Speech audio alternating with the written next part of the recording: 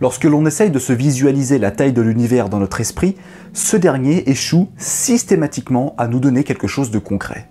La démesure du cosmos est totalement hors de portée pour le cerveau humain. Et vu que l'homme s'est toujours demandé s'il était le seul dans ce si vaste désert cosmique, on se dit qu'il existerait sans doute des centaines, voire des milliers de civilisations extraterrestres différentes. Mais comment peut-on avoir la certitude qu'ils existent? D'ailleurs, comment est-ce que les extraterrestres pourraient avoir la certitude que nous existons?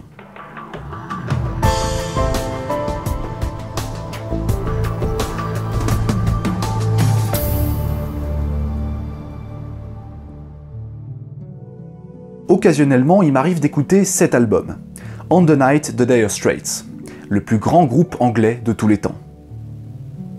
À égalité avec Queen, bien entendu. Bien que cet album soit une compilation de chansons en live, sa couverture n'a pas grand chose à voir avec son contenu, à part peut-être le titre, On the Night, qui veut dire littéralement dans la nuit. Le groupe n'a pas choisi une image quelconque d'une foule en délire, mais s'est concentré sur une pochette originale avec une image facilement reconnaissable. Vous savez tous plus ou moins ce qu'est un radiotélescope, ces gigantesques machines capables de pivoter sur elles-mêmes et qui captent les signaux radio venant des quatre coins de l'univers. Les ondes radio représentent tout un pan du spectre électromagnétique. On parle littéralement de lumière, mais de la lumière qui est totalement invisible pour l'homme. Pour plus d'informations, je vous renvoie à ma vidéo sur la lumière invisible. Le lien est dans la description de celle-ci. Mais avant, terminez celle-là quand même, s'il vous plaît. Le radiotélescope sur la pochette de l'album On the Night vient du VLA, le Very Large Array. Situé au centre du désert du Nouveau-Mexique, aux États-Unis, et perché à plus de 2120 mètres d'altitude, le VLA est l'un des plus grands complexes de radiotélescopes du monde et certainement le plus célèbre. Il faut dire 27 antennes réparties sur 3 rails de train, formant ainsi un triangle de presque 5 km², ça a de la gueule. Et vu que c'est un triangle comme par hasard, c'est donc la preuve ultime et irréfutable que le VLA est contrôlé par les Illuminati. Bon, pas besoin de me demander les preuves, elles sont sur Google. Plus sérieusement, le VLA permet d'analyser en détail des régions de l'univers qui émettent beaucoup d'ondes radio. C'est comme cela que l'on peut voir le cosmos avec un autre point de vue que celui de la lumière visible. Very Large Array, ça veut dire très grand réseau, tout simplement parce que c'est un très grand réseau de télescopes. Mais ce n'est pas le seul nom qu'il porte. Le 31 mars 2012, à la suite d'un vote sur internet, la National Science Foundation décide de nommer le VLA en l'honneur du physicien Karl Guth-Jansky.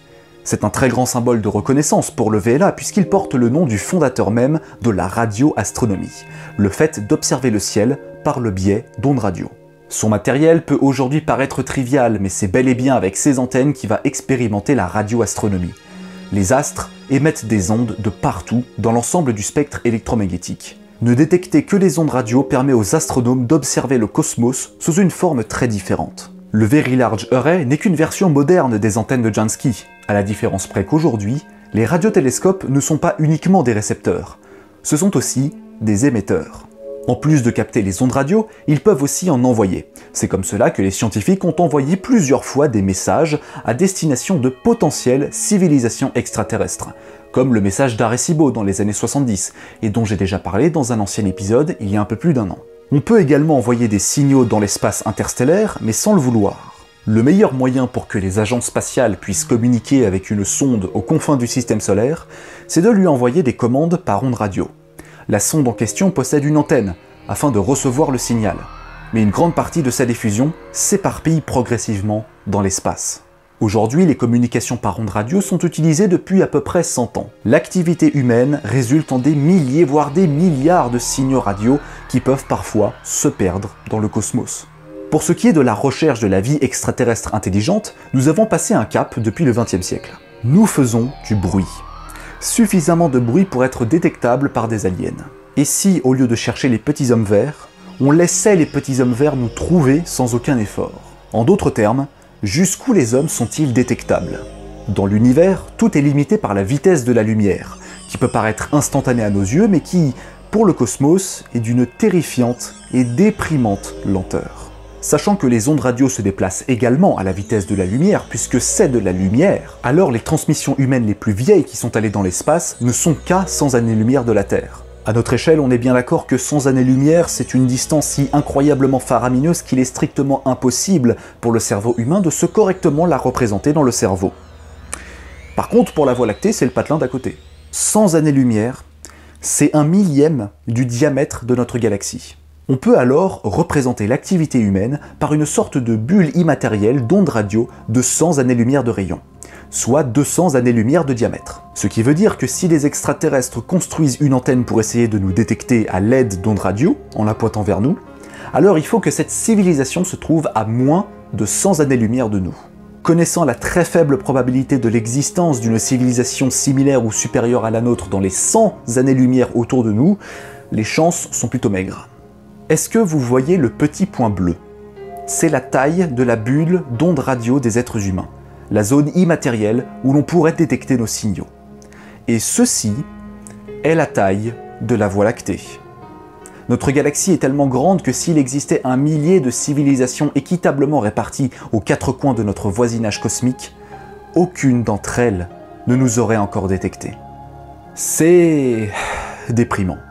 D'ailleurs, une étude datant du 29 février 2012 a démontré que les distances du cosmos étaient la principale source de dépression des astronomes. Voici d'ailleurs la source de cette information. Nous sommes une espèce particulièrement curieuse et la majorité d'entre nous serait très déçue si elle apprenait qu'il n'existe pas de civilisation extraterrestre. Le monde des statistiques est plutôt optimiste sur la question. Les chances sont maigres, mais l'univers est si vaste qu'il pourrait avoir un bon millier de civilisations extraterrestres, ne serait-ce que dans notre galaxie. Le monde réel est beaucoup moins optimiste, parce qu'on ne connaît pas la réponse. Et on ne la connaîtra probablement jamais. Peut-être bien qu'il existe des peuples aliens qui communiquent entre eux par ondes radio, mais qui s'ignorent uniquement parce que leur bulle de communication n'a pas atteint celle des autres. Pire encore, si jamais un événement voyait le jour, il est tout à fait possible que la civilisation qui reçoit ces ondes radio ignore totalement parce qu'ils ne sont pas intéressés par la conquête spatiale. Ou alors parce qu'ils sont xénophobes. Et là, ce serait très oppressif. Très oppressif. Terrible.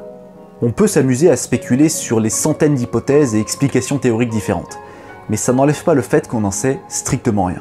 Au passage, si certaines équipes s'amusent à envoyer un signal dans l'espace dans l'espoir d'être contactées par les petits hommes verts, d'autres ne sont pas spécialement favorables à cette méthode. L'astrophysicien Stephen Hawking, que vous connaissez tous et qui est décédé en 2018, a mis en garde quant aux tentatives de communication avec des gens au-delà. En gros, ne pas transmettre d'ondes radio dans l'espace pour éviter d'avoir une adaptation réelle d'Independence Day. Cette théorie est cependant très critiquée du fait de la probabilité encore plus faible que les autres. Quoi qu'il en soit, c'est trop tard. On a déjà envoyé des messages et des sondes. On ne peut plus reculer, comme des bouteilles à la mer pour signaler notre présence. La limitation de la vitesse de la lumière pose d'autres problèmes.